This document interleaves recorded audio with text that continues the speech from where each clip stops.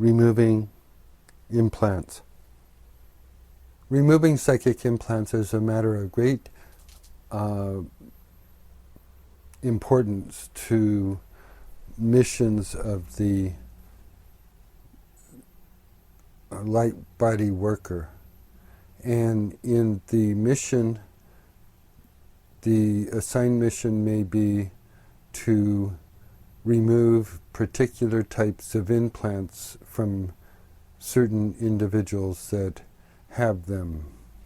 This is determined by mission control, whether and who, what is done, and it is by permission of the individual that these implants are removed. It's like getting tires fixed or healing wounds and such at a hospital. So there's many types of implants that are classifiable as either natural or unnatural, meaning that they came with the body or they came to the body, and in any case, if they aren't part of what the light being needs in its growth process, then they are alien beings, and they may be classified as implants upon the physical body and the light body, and the consequences of not dealing with light body implants or psychic implants or other types of ET implants, as they might be known by other names too. These types of implants have a characteristic that they are usually invisible, which is another term for being cloaked or unseen or mysteriously hidden. These types of devices are so prevalent in the world that most people that own them or that are being owned by them are very prone to ignorance and being manipulated. So manipulation of whole population or whole populations is possible by using implant devices or natural implant devices that become part of the landscape, part of the environment, the psychic environment, the world at large because of their prevalence. So in any type of organization or association or alliance of light beings who have light bodies and also physical bodies, they want to prevent manifestation of unwanted beings, light bodies, and manifested structures.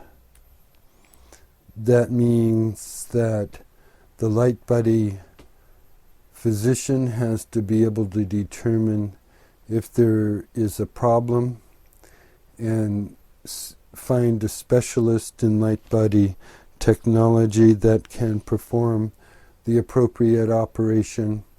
The appropriate operation for each condition may take a number of repeat operations at various types of levels of recuperation, and this is not an easy process, but it is best left to the psychic surgeon and those who have the ability, either through being real world doctors or psychiatrists, do what they do best. So light body technology, light body theory does not take the place of traditional types of medicine except when necessary. And this is characteristic of most light body uses, in that it is within legal frameworks, within the society, and within societal norms and accepted behavior patterns and within families and family groups that are being able or able to exhibit these types of powers or abilities or senses. And these are basically the talents of the light body healers. And the light body workers have a much greater purpose than just healing, because they help in the whole, not just healing the physical body, but healing the whole person. And that's because as light body workers, they have connection to the whole person and connection to the whole.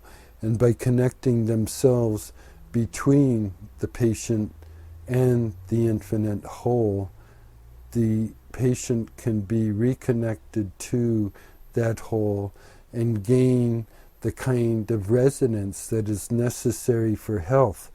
Therefore, in our limited existence in our bodies, we need to be able to resonate with health with the light body we also have. So the light body is like a mirror image of ourself, and it needs to be nurtured and protected and sustained.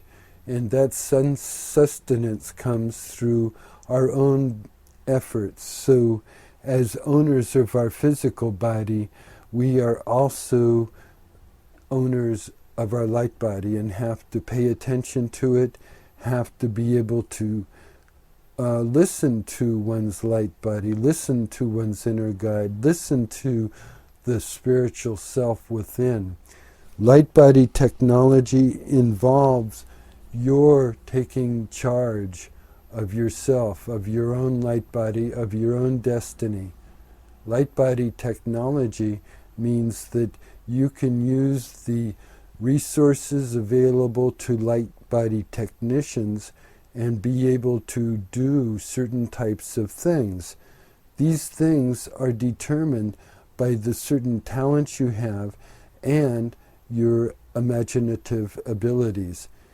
In that means that in using your hands, for instance, you need to be able to use your fingers in particular manners that aren't necessarily known to most science, because what you need to do is to extend the light body beyond your fingers out to distant spots.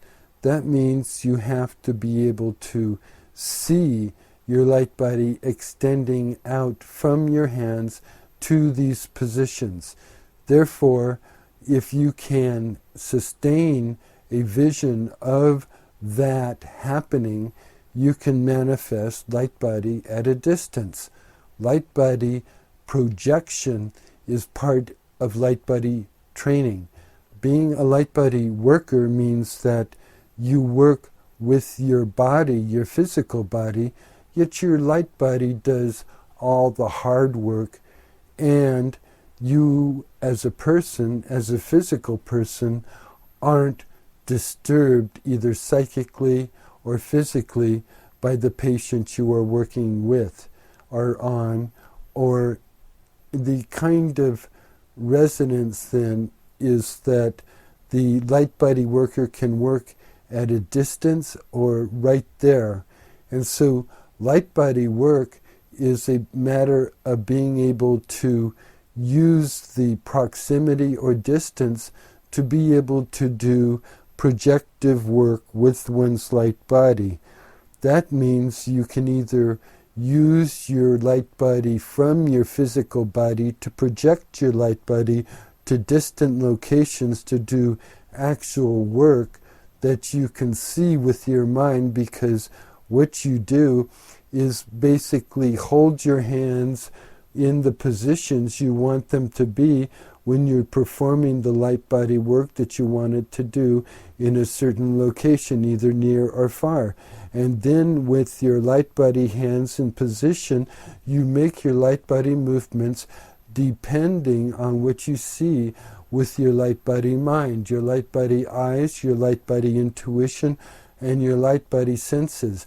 So as a light body person, you are able to not only be in tune with the universe, but in tune with your patient, and in tune with the process, in tune with the healing, and in tune with space and time, which gives the light body technician an idea of what has to happen in a sequential type of way, a step-by-step methodical type of process is going to occur with the light body worker's guidance. So in preparation for that, the light body worker needs to think logically, organize precisely, and have a good idea what might happen because of their training. They might know certain things might veer off path and have to take little things, but in stride, and be able to come back to the focus of the training.